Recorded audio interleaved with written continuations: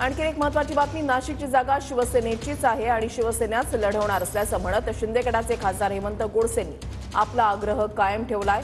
औपचारिकता म्हणून उमेदवारीची घोषणा होणं फक्त बाकी असल्याचं हेमंत गोडसेंनी म्हटलंय। इतकंच नाही तर लवकरच मुख्यमंत्री अधिकृत घोषणा करतील असंही हेमंत गोडसेंनी यावेळेला म्हटलेलं आहे। आपल्यासोबत विद्यमान खासदार हेमंत गोडसे आहेत। अप्पा, काय सांगाल, आज नाशिकच्या उमेदवारी संदर्भात घोषणा होण्याची शक्यता होती, काय एकूणच आपल्याला माहिती? मला असं वाटतं का तिढा हा या अगोदरच सुटलेला, ही जागा शिवसेनेची आहे आणि ही जागा शिवसेनाच लढवणार आहे। त्यांनी ज्या पद्धतीने महायुतीचा सर्व प्रचार या ठिकाणी सुरू आहे, जवळजवळ पॅम्पलेट्स असतील, स्टिकर्स असतील, त्यानंतर आपण स्वतः विद्यमान खासदार म्हणून महायुतीचा प्रचार आपण संपूर्ण मतदारसंघामध्ये त्या ठिकाणी केलेला आहे आणि म्हणून मला असं वाटतं का प्रचार हा झालेला आहे।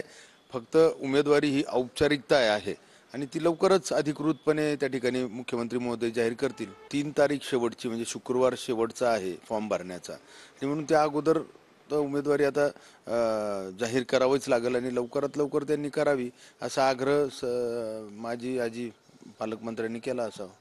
निश्चितच आता 3 तारीख ही शेवटची उमेदवारी अर्ज दाखल करण्याची असणार आहे। म्हणजे आपण जर बघितलं तर आपल्याकडे 3 ते 4 दिवस शिल्लक आहेत। आपण काही अशा पद्धतीचं आपल्या पक्षश्रेष्ठींना विनंती वगैरे करणार की लवकरात लवकर उमेदवारी जाहीर, किंवा आपल्याला काही सांगण्यात आलंय का कधी होईल, कधीपर्यंत घोषणा होऊ शकते? माजी पालकमंत्र्यांनी हा विषय त्यांच्या म्हणजे त्यांना स्वतःला देखील माहिती आहे आणि निश्चित सर्वच महायुतीचे जे नेते आहेत ते लवकर या विषयावरती निर्णय घेतील। तरीपर्यंत कधी उमेदवाराची घोषणा होऊ शकते, काय माहिती?